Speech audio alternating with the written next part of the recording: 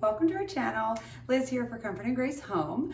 A while back we posted a video on my painted countertops and how they're holding up 4 years later, and they have been holding up great. However, I just kind of got like a wild hair recently and I was like, I think I want to go dark. And you know, while they were holding up really well, it was starting to get a little bit of like, you know, a dingier look because I mean, it's been over 4 years and it's just paint. So I figured it's a small space. It's not going to take long. Let's do it again and give it like a different look this time. So I also went with a different product this time as well, just because I know the color and I knew it was going to be a really good color on here. I wanted like almost black, but not black. And the Rust-Oleum chalk paint and charcoal is like really almost black gray. And I really thought it was going to be like perfect, and it's like exactly what I had in mind. So I'm hoping it holds up as well as the previous brand I used, which was Renaissance. All that's linked up, I believe, on the other episode. I'm not sure.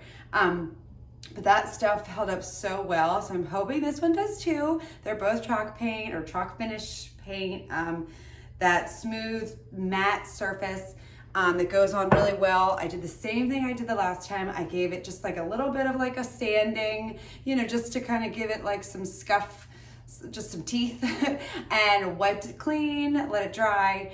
And then I just started going, and I used a foam roller just like this. This is a different one. And I just did, I think I did 3 coats. I let each one dry in between, and then I waited for that to dry for a couple hours, and then I started with the top coat. And I am using a different one for this one as well. So this is gonna be very interesting to see if this time holds up as well as the last time. So I didn't have the floor finish that I used before, and it's pretty expensive, but I was like, you know what, I had this already on hand. This is just a flat water-based top coat by General Finishes. And the thing that I have learned about this particular brand is that the flat still has a little bit of a sheen. Like the satin is more of like a semi-gloss. I've learned that on my cabinets because I use satin on my cabinets, and they're a very like pretty good sheen. So I have learned they even have, I believe they even have like something like an extra flat or something like that. They have different, they have a flat and then an even more flat. So this I felt was like, I had this on hand. I figured it's probably gonna be perfect. Just give it like just a teeny bit of a sheen. And it's exactly what I envisioned. So I'm really excited. The one thing that kind of like, at first I wasn't knowing how I felt about it, but it turns out I really loved it. This particular brand of chalk paint is it kind of came out kind of streaky. And I kind of liked it. I was like, this kind of like has that like poured concrete kind of a feel, like where it's not like perfect, you know, you can see some lines.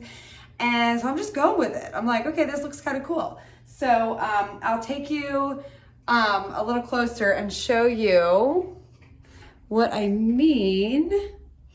See how it's kind of like, it's kind of got that streaky look. So I dig it. I think it's pretty cool.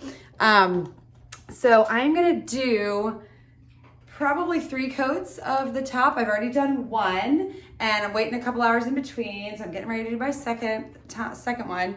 And I'm just literally, I figured I'd show you while I was doing it. I just put the foam roller, I give it a little stir. I don't shake it because that's what the can says. And I literally just put it in here, and I just start going. Just like that. All right, guys, it's looking good. I'm really liking it. So I'm going to wait a day at least after I've done my 3 coats before I start styling in here, because I just want to make sure it's nice and ready for all the crazy that this kitchen will bring. So, but it's the perfect color. I love it. So I am excited to go dark. And I will keep you guys posted on how this brand of chalk paint and this brand of poly hold up versus the other kind. So fingers crossed it holds up just as well. And so that's it for today, guys. Thanks so much for watching. Bye. Hey guys, so we had a happy little accident and I have an update for you.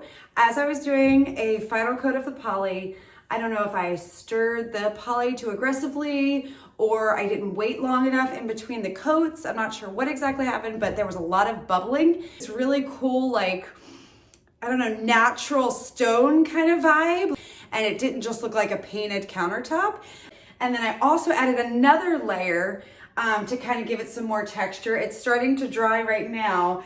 As I was going with the poly and I was going in like different directions, where like some of the poly gathered, instead of like smoothing it out and like, you know, dispersing the poly evenly, I decided to let like some of the streaks just of the excess poly just kind of dry as is. So it kind of has like a raised texture throughout. So this side is wet, this side is dry. I will show you up close what I mean, but I'm really excited. And also, in case you're seeing all this paint back here, this is what's going on. I'm gonna add another layer of the trim right here. And here is the wet side, so you can see, like, that's what I mean, where I just kind of let the poly just gather in these spots. They'll dry clear, like you won't see the white, but they will have like a texture, which really gives it this cool, natural look. So I'll keep you posted. I'll show you when it's all finished and when I add the trim pieces, so it's all good to go. But I am super digging it. What do you think?